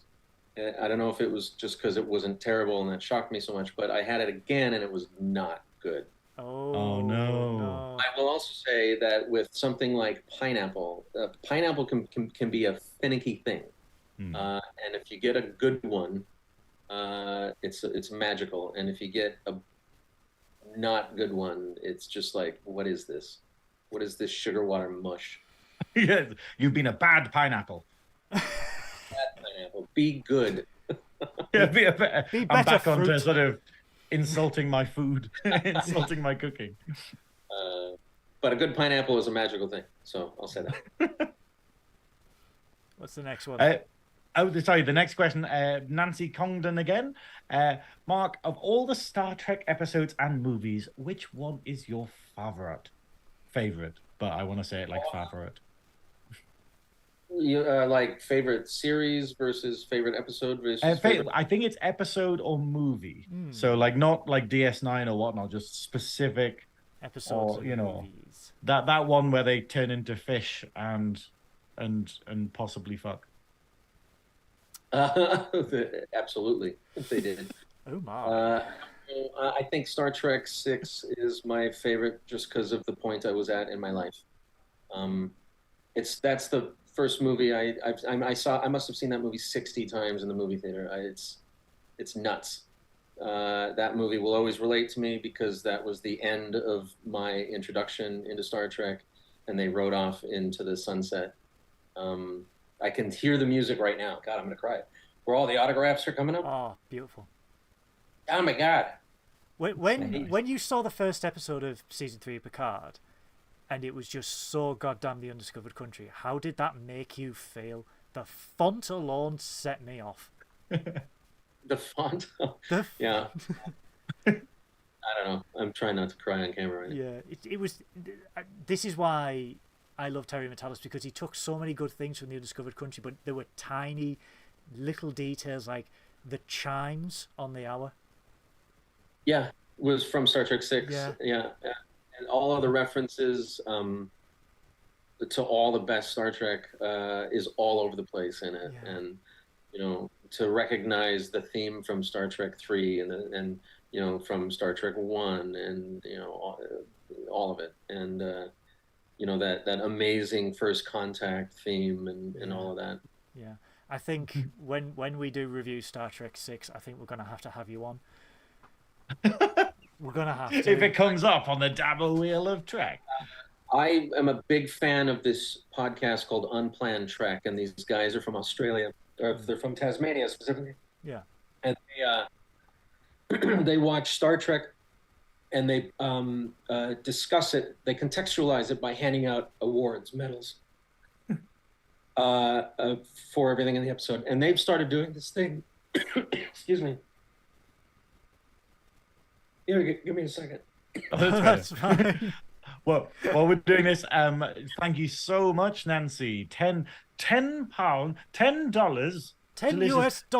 Wow. How amazing is that? That means Paul can actually eat this month. Whoa, I mean, we can eat? stop stuffing him full of dust. We'll just be like, huge shout out to Paul. For those first time watchers, Paul is the leader of Nerdy Up North. He is the cult leader. He is the creator, the founder. He's the one that does all the swanky graphics that you see before you. He is a lovely individual. He deserves all the love, and he deserves all the recognition. We'll just see if Mark's all right. There he is. He deserves all. all Right, Mark? Yeah, are you all right, Mark? I've almost died. Is that the effect that Star Trek 6 has on you?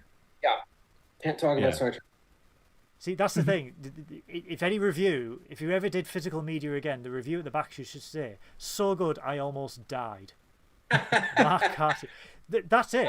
Just, it was nice. It was a magical movie. So anyway, we were talking about Unplanned Trek. They give out these awards, right? They do this brilliant thing on their Patreon where they're watching Star Trek 5. The Greatest Frontier, and it's one of my favorite movies ever, and they're breaking it down minute by minute, so we're having like 15-20 minute conversations about 1 60-second chunk of Star Trek. And it's been going on for a couple of months now, and it is quite possibly the most fun I've ever had. You have no idea how much minutia you can whittle out of Star Trek when you're doing it minute by minute. Oh, we know. That's it. We know. Wait, you trying to move on, and I'm like, hang on, I haven't finished criticizing the set in the last scene. Hang on, the Bassard collectors were slightly off hue in that scene. We're going back to that last minute. Yeah. Glenn Saville from our Facebook community says, "Hi Mark, who do you think has had more impact on society culturally, Spock or Data?" Spock.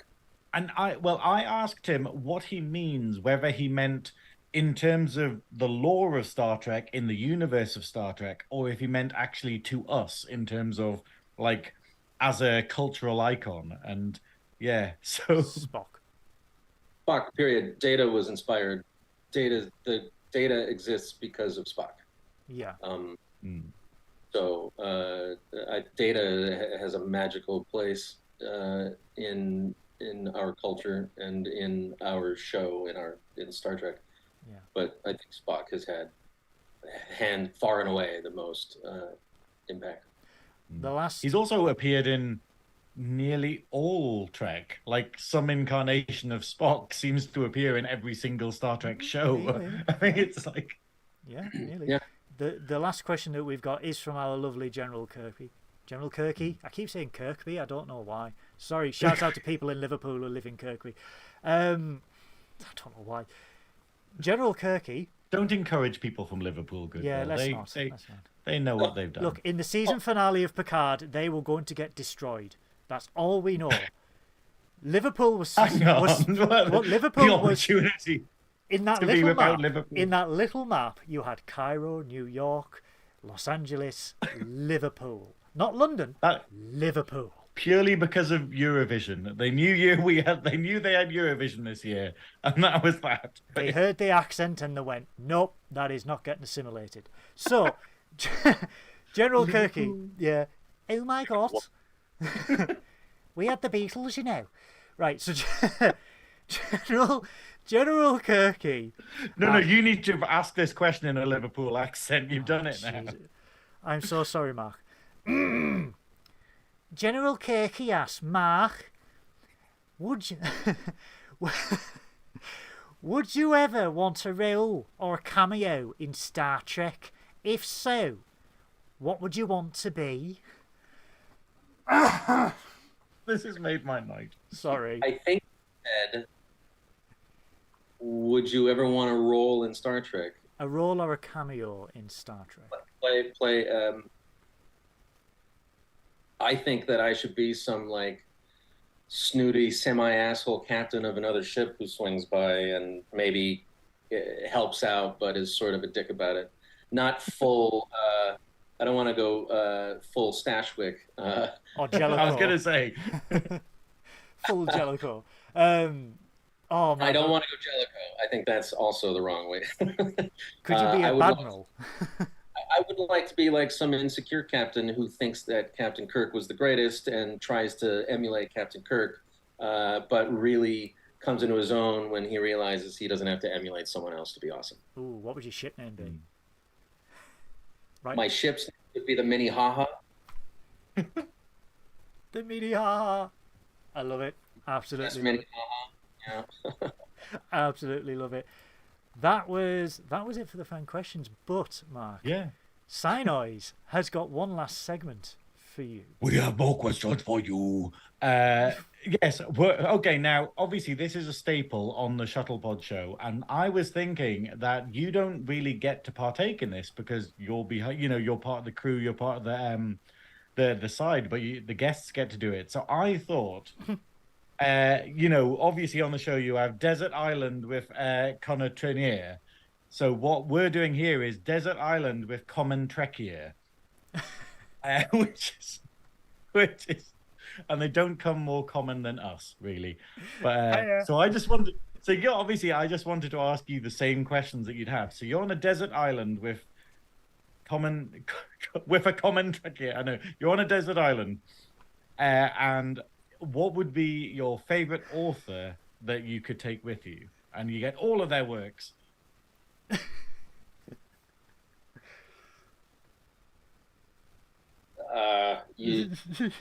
thought about this a lot because the game we play, but when you put on the spotlight, it's like, oh shit, now I have to actually commit.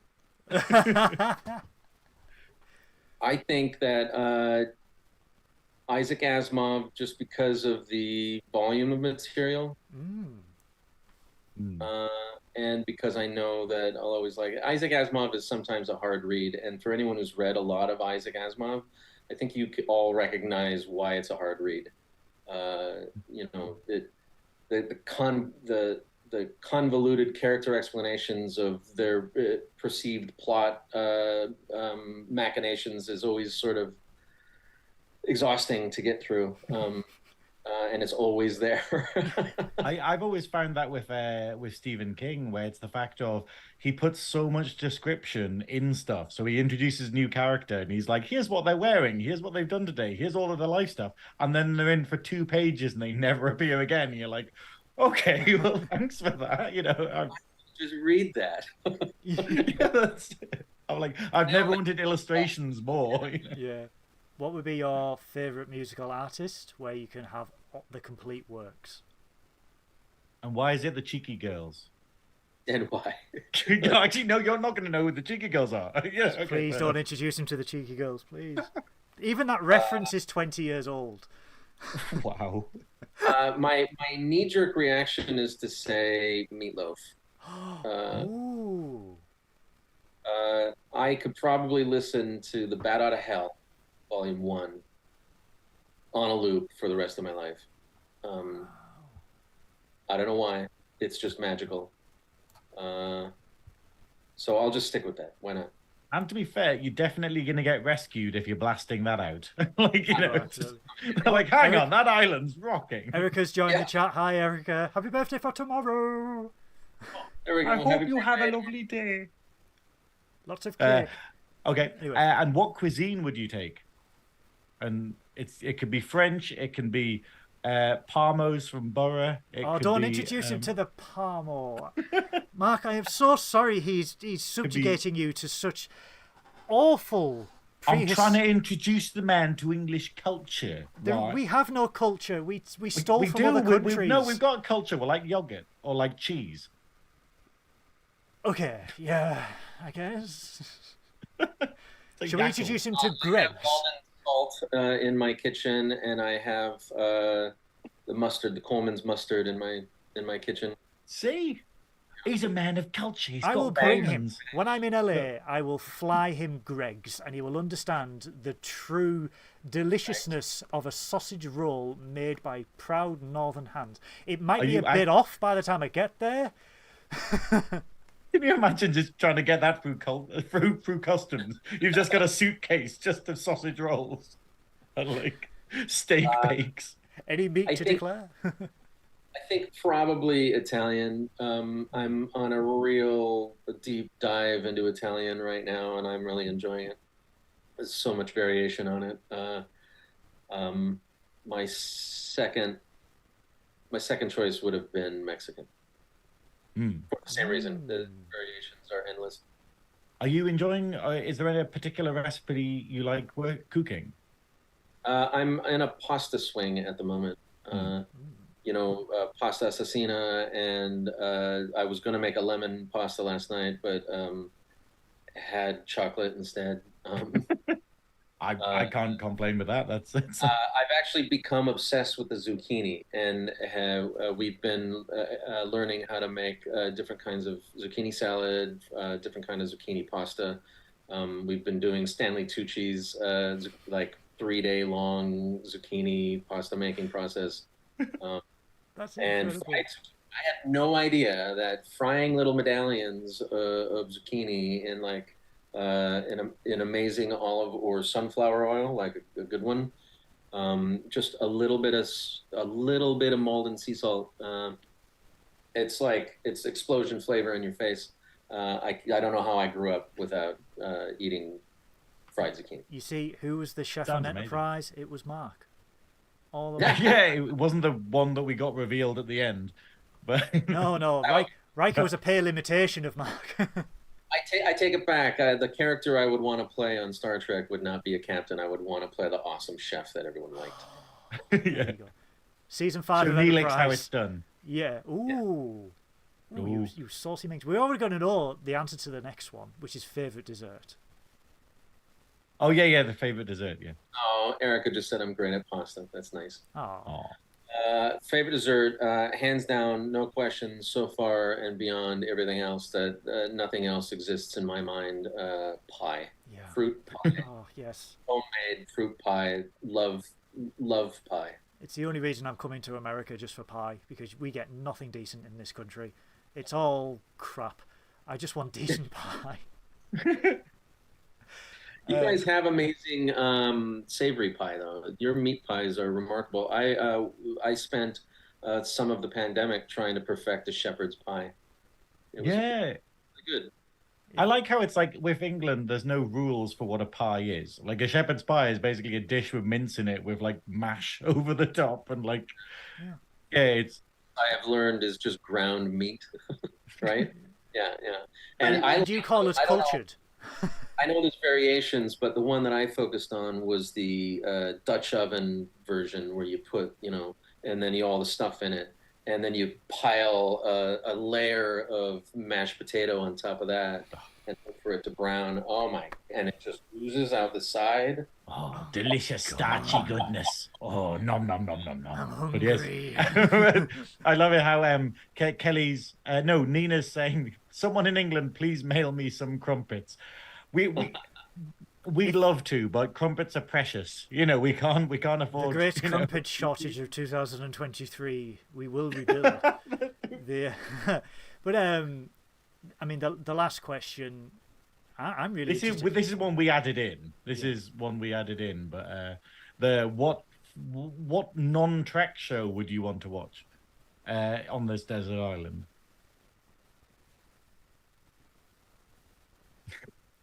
See, got him.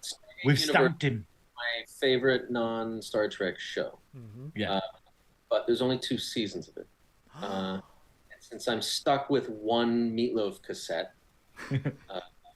I think that might you get all of Meatloaf. I'm pretty sure you get everything Meatloaf's ever done. But all of Meatloaf is not my favorite. My favorite is Yeah.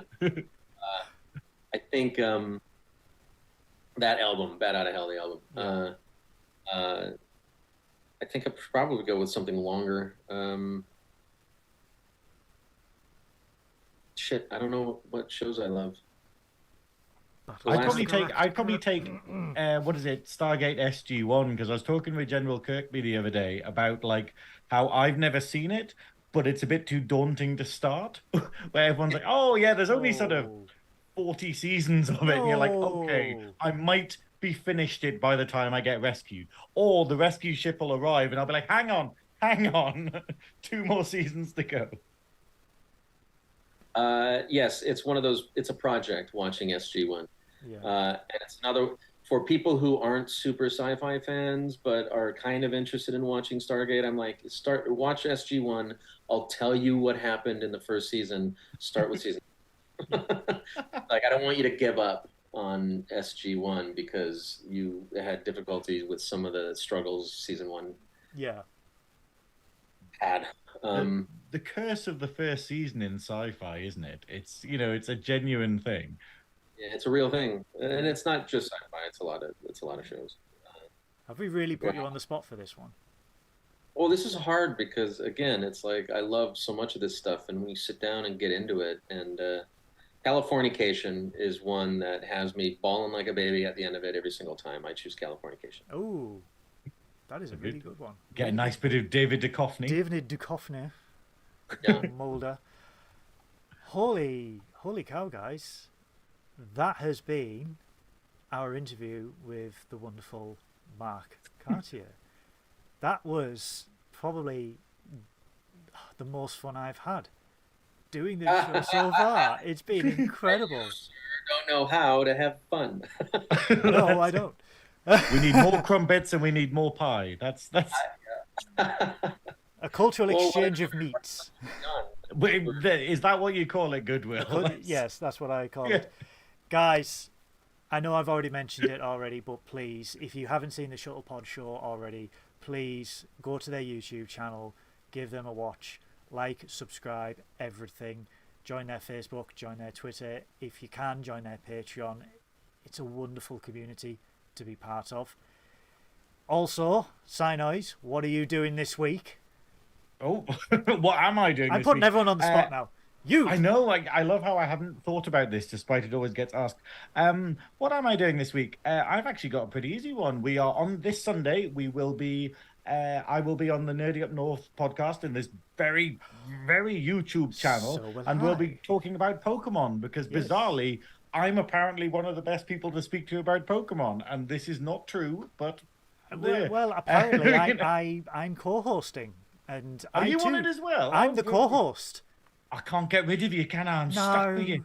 Every bloody day, I'm just like, oh God, it's this Goodwill bloke. Oh God, I'm like herpes of sci-fi. Yeah, he's like, this isn't sci-fi, this isn't Trek. But I'll be doing that, and everything else is fine. But the links will be down below. But I'm also a drag queen called the Velvet Snatch, so you can follow my Instagram, and we have various things happening. Sorry, what? He likes the name.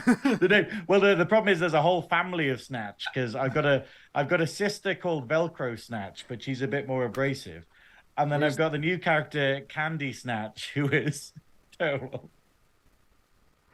Yeah, there's this whole family of different characters that I put on. I'm wanting him to dress up as a famous prime minister from the 80s and call himself Margaret Snatcher. But he's not Snatcher. Yeah, the Milk Snatcher. That would be good. Yeah, he hasn't taken the bait yet. But I like artwork by Jacqueline Hyde you have on your website.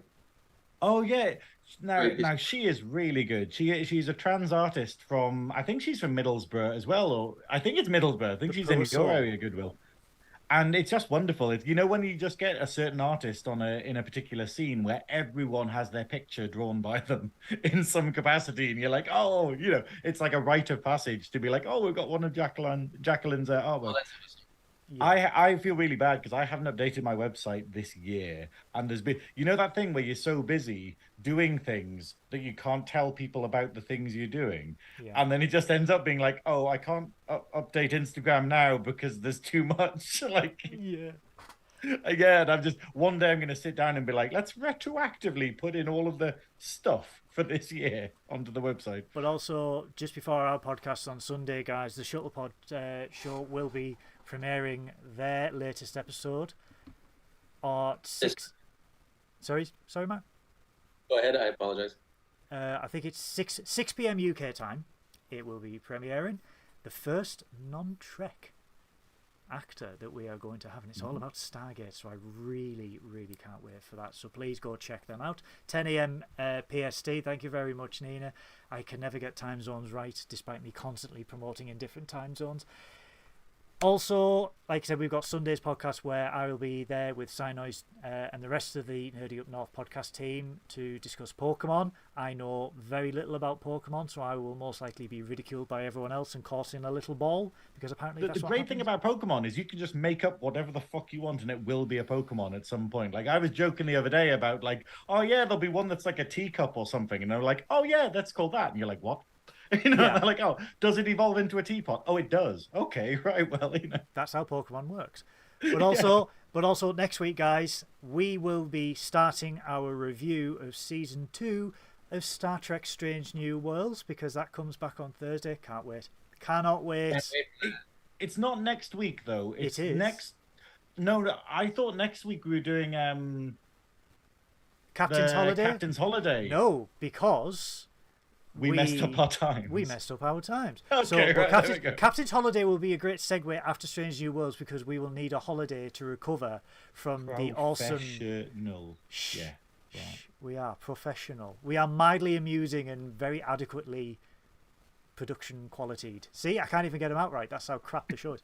So we will be starting our review of Strange New Worlds Episode 1 next week. As you all know, when we do our reviews, or if you don't know, we will do scene by scene, what we love, what we don't love, basically drooling over Anson Mount. Again, Daddy. I would... Yes, I will not get into it for fear of demonetization, but Anson Mount is beautiful. Like, I'm sorry, Anson Mount, Connor Trenier, I would climb them like ladders. That is, you know, it's the reality of it. If you text Connor Trenier that, please let me know. Because I just want to see Connor's reaction, and I bet it's just going to be a... No, it's going to be like, oh, it must be a day of the week. You know? What was that like? I have a feeling that's not the first time Connor's heard that. He will even wear the blue underwear, Mark. That's what's scary. So, so like I said, guys, everything in our description below is, if you want to follow Nerdy Up North, please subscribe to the YouTube channel, like, comment, subscribe. For the Facebook community, we've got a wonderful Facebook community of 8,200 followers. What a wonderful community that is. The Facebook page is 14,000 people that want to listen to us and too many. Listen to too it, many. like look at our memes and our innate ramblings. It's kind of scary. I'm worried for you lot. We are also on Twitch. We are also on Discord. We will have a Patreon again soon.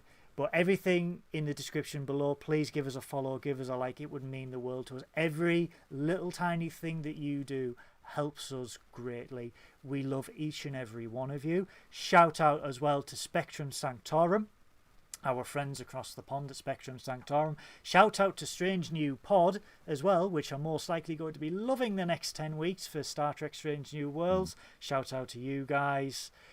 That is it for Star Trekking with Nerdy Up North this week. Oh, one last thing. After this, I will be streaming on Twitch. I will be playing games on Twitch because I haven't talked enough. So if you fancy that, then follow the links below, and I'll be streaming at about 9 p.m. There we go. Everything English time. for Synoiz is down below.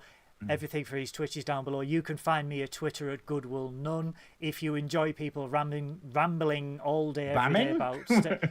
Well, depends if it's Nemesis. Talking about Star Trek all day long. That's me. Mark, thank you so much for coming.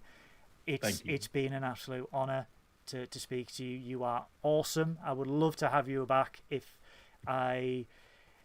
you are not too busy, or if you want to talk about Battlestar Galactica, because we have not talked about Battlestar Galactica enough, Synoiz. Can we get Mark back for when we get Code of Honor from the Dabo Wheel? Yes. Yeah. Wow, that was a quick yes as well. We found someone who wants to talk about Code of Honor rather than just being like, nope, didn't happen. No. I think Mark's got a lot to say about Code of Honor. Now I'm really interested. I think we should do the whole episode on climbing frames with glove-like weapons on, like just swinging about while talking about the show. Yes, why not? Maybe. Let's endanger ourselves with fluorescent tubes as we do it. Why not? Just smash people, our loved ones, with fluorescent tubes, or the people who work with us. Of course, that's the British work ethic all day, every day. Pain and suffering is your reward. But guys, no, thank you so much. Thank you to my wonderful co-host Synoiz for being on. Thank you very much to Mark. We will see you all next week. In the meantime, live long and prosper. Take care of yourselves and your family. Bye bye.